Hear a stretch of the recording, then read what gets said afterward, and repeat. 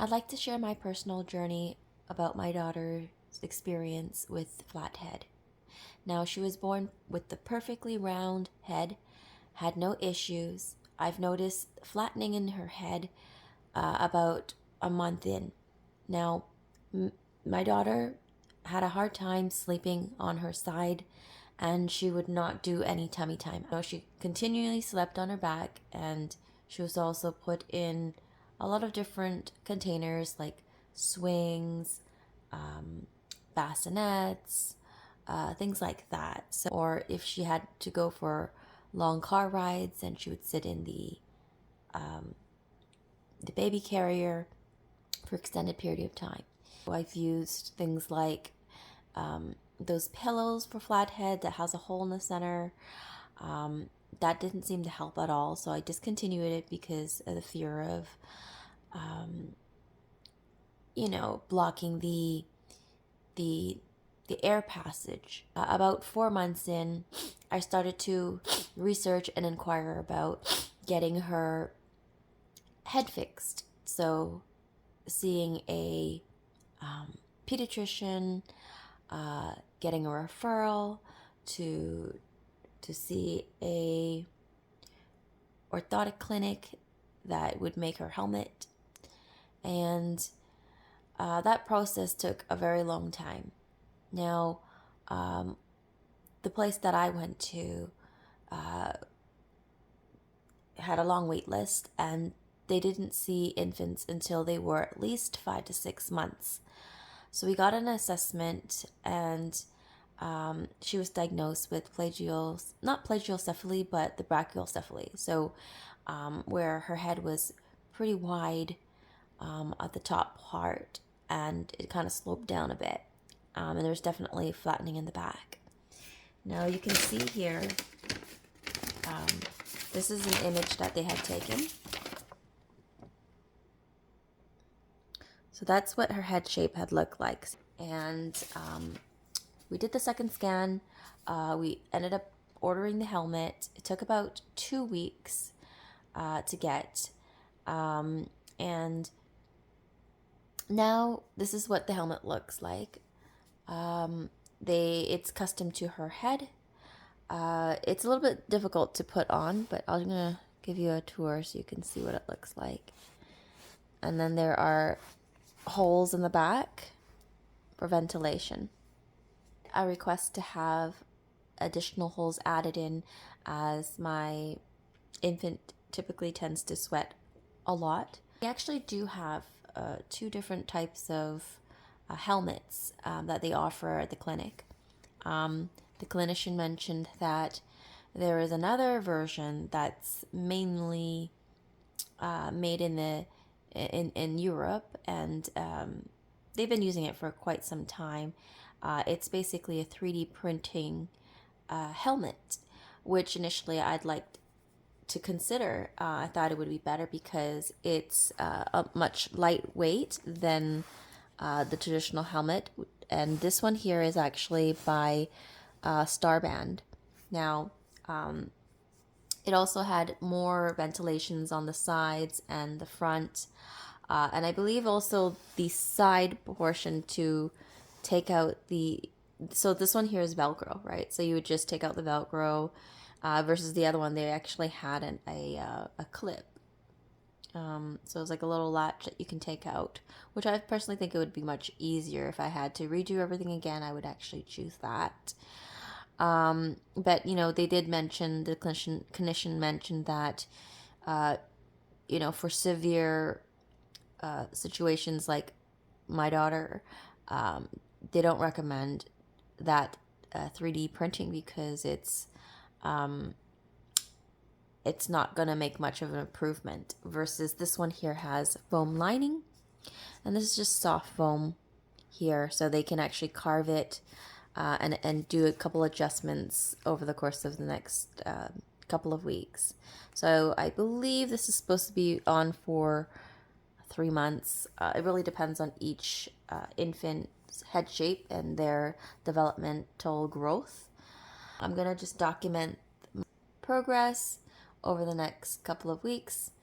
Yesterday was actually her first day wearing the helmet. So a little bit of background of my infant. She's typically doesn't sleep, doesn't have a consistent sleep schedule. So she would sleep whenever she's tired. Um, and she's a very light sleeper. So she also cries quite a bit, more often than normal babies would. She does have gas issues, so she's I would say, you could say she's colic, but colic's just how I refer, is just another word for being gassy. So I was really afraid of how she's going to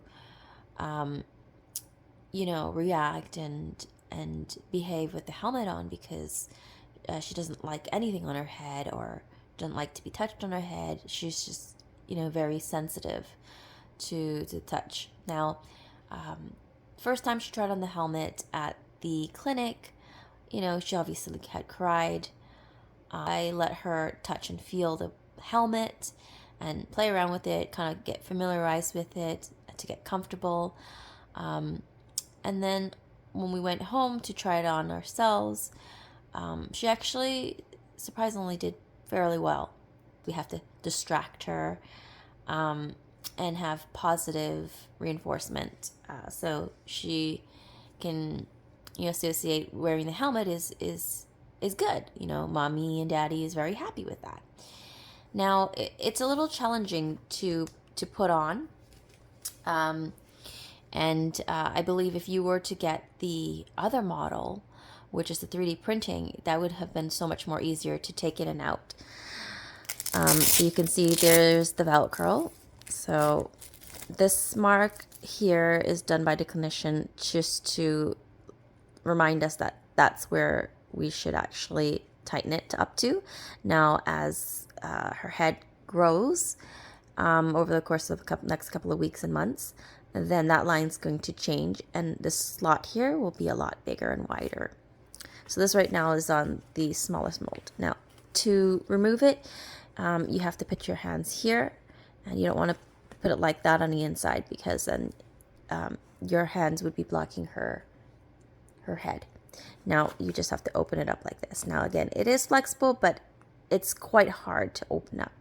So you have to open it and make sure her face is actually facing, you're facing her this way, so you have to kind of turn at an angle and open it and then slip it on. And there's the top hole here. Now my baby has a lot of hair, so I have to tie a little ponytail up on top and keep it away from her face. This is what you would have to do to Velcro it back.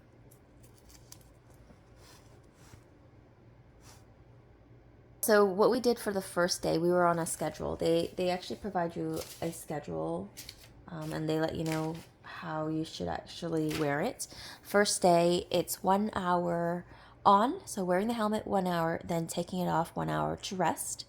And during that time, you would want to just check to see if there's any red marks on your baby's skin. So the scalp, if there's any irritation, just try to take a look at it and see if it goes away within, let's say, 15-20 minutes, then it's fine. But if it still stays there within an hour, then you most likely would have to monitor, and then they'll do a follow-up, and you'll have to do a readjustment to kind of carve it out, because the inside might be putting pressure on the baby's skull, which is the last thing that we want. So they do adjustments for you. I managed to get in 2 hours the other day, and because it was nighttime by the time I came home, so we didn't really want her to have the helmet on the entire time. It's just too much. So first 3 days, the baby would basically need to wear the helmet in increments. So the third day would be basically wearing it for a lot longer, right? So they'll give you a schedule, and the baby doesn't sleep with it or nap with it for the first 3 days. The fourth day would be much better for my daughter's situation. So we're going to give that a try, and then I'll update you guys and see how that works. Hopefully, we're going to see some improvements, but when they did the consultation, they did say that there's not going to be much growth because of her age, and also the severity of the flattening. Treatment can be discontinued if we find out that the head shape is not turning out to the right direction. Like, for instance, I was advised that if this bottom part grows longer and then this part here still stays flat, which they said that there's a slight possibility that it can grow a little bit more, but if it becomes a whole awkward shape, then they advise to discontinue the helmet treatment. So hopefully everything works out, and baby's gonna have a little bit more rounder head in the end results. I'll touch some pictures of her head shape so you guys can get an idea, and hopefully my story is going to help others, and I'll keep you posted.